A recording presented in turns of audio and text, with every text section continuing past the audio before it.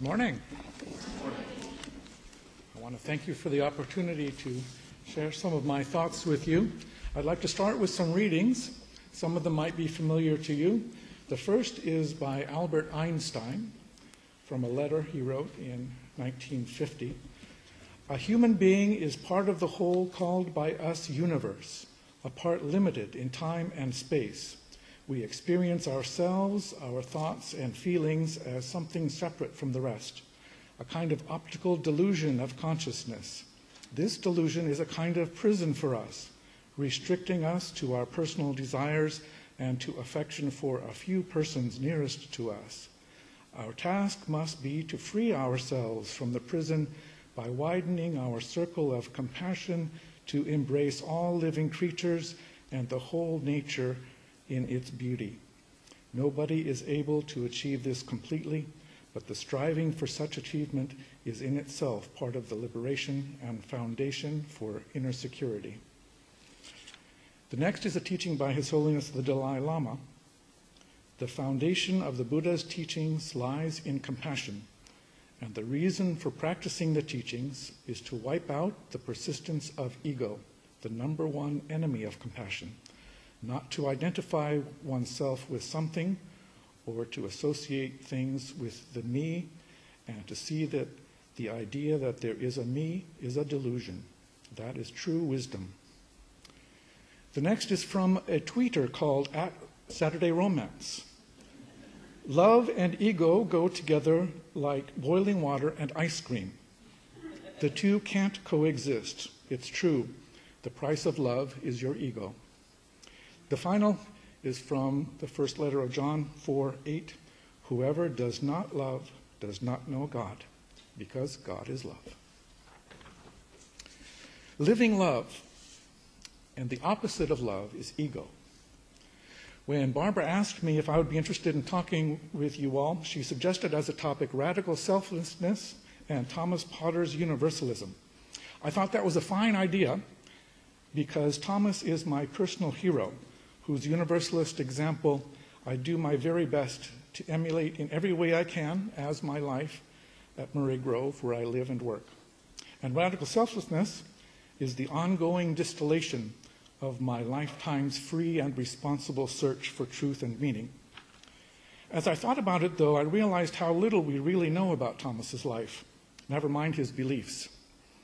His father didn't think proper to teach him to read or write, so quite literally all we know about him, other than his birth certificate, his will, and some local legends, is what John Murray wrote about him, quoting him in the first person in Murray's autobiography. So I decided to expand the theme just a little tiny bit to cover the entirety of Universalism, which of course very much includes Thomas.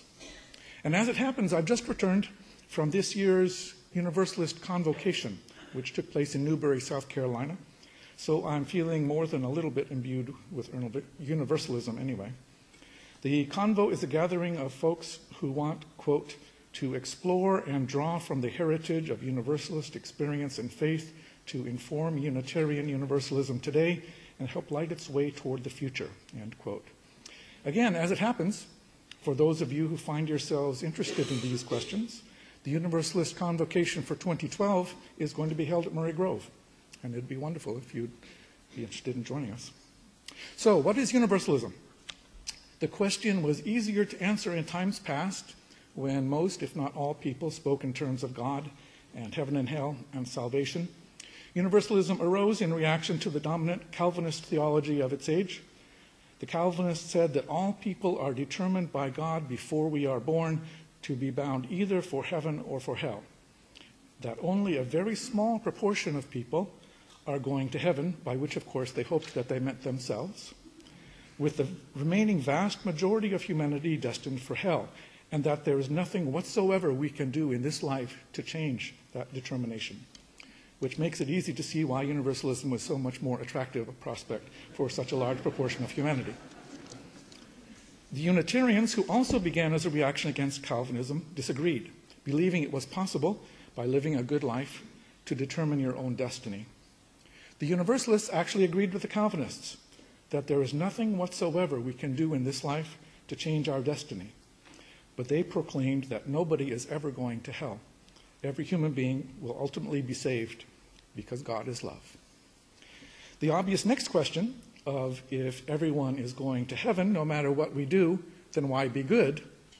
The Universalist replied that being good, doing good, living in harmony with the universal love that God has shown us is what makes human beings happy in this life. And Thomas Potter most definitely and emphatically lived according to his understanding of universalism.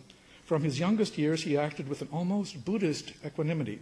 He tells the dramatic story of being shanghaied by the British. I worked on these grounds, that is what is now Murray Grove, until I became a man, when I went coasting voyages from hence to New York. I was then desirous of becoming a husband, but I was pressed on board a man of war and was taken to Cape Breton in Nova Scotia. When we reached Louisbourg, I ran away and traveled barefoot, almost naked, to New York, where I was known and supplied with clothes and money, and soon returned to this place, when I found my girl married. This rendered me very unhappy, but I recovered my tranquility and married her sister.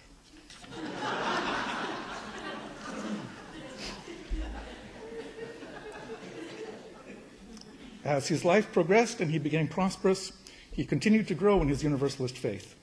He sought out strangers and visitors to welcome them, to learn from them, and to offer them his hospitality, especially including inviting traveling ministers to hold their Sunday morning meetings in his home, up to the point in 1760 when his wife Mary became so weary of having all of the Sunday morning services take place in her home that she caused him to build a meeting house at what is now Murray Grove. He did so as an act of love and gratitude for the prosperity that God had given him, and he was completely certain that God was going to send him a preacher to preach in his meeting house and speak of universal love and salvation. John Murray appeared seemingly out of nowhere in 1770, which was 10 years after he built the meeting house. And Murray was extremely startled and upset to learn that he himself was, in fact, that Universalist preacher who God had sent to Thomas. He learned this when he arrived at Thomas's doorstep, having been stranded in Barnegat Bay by a strong wind preventing his vessel from departing. The first thing Thomas proclaimed when he saw him was, "I have longed to see you. I have been expecting you a long time." Murray objected strenuously, but when Thomas learned that Murray was in fact a Universalist and had in fact preached in his native England, he assured Murray, "The wind will never change, sir, until you have delivered to us in that meeting house a message from God," which he ultimately did on September 30th, 1770, which the early Universalists considered to be the beginning of their movement, as Murray went on to become one of the central figures in the Universalist Church of America. And that is the reason Murray Grove exists, all due to Thomas Potter's living out of Universalist love. He practiced radical hospitality, finding Murray literally wandering lost in the woods, offering him a place to stay and eventually a place to live, engaging him, encouraging him, causing him to look inside himself and discover what even he didn't realize was there, and to bring it out and share it with a needy world. Thomas practiced radical selflessness, acting not in his own selfish interests, and not in the selfish interests of Murray himself, who at first really didn't want to give that sermon, but acting in the interests of selflessness, in the interests of spreading the good news of love to be shared among as many other people as he could be. He lived love. There was a very interesting moment at the Universalist Convocation last month. One of the speakers was talking about Universalism before the merger with the Unitarians, which, by the way, you probably know, took place nearly exactly 50 years ago, on May 15th, 1961. He was talking about the various creedal statements favored by the Universalist Church, where the Unitarians had none. He recited the most recent of those creeds, the Bond of Fellowship and Statements of Faith of 1935. And he invited all those amongst his listeners who knew it to recite with him. I was surprised. Nearly every voice in the house rose in unison. The bond of fellowship in the convention shall be a common purpose to do the will of God as Jesus revealed it, and to cooperate in establishing the kingdom for which he lived and died. To that end, we avow our faith in God as eternal and all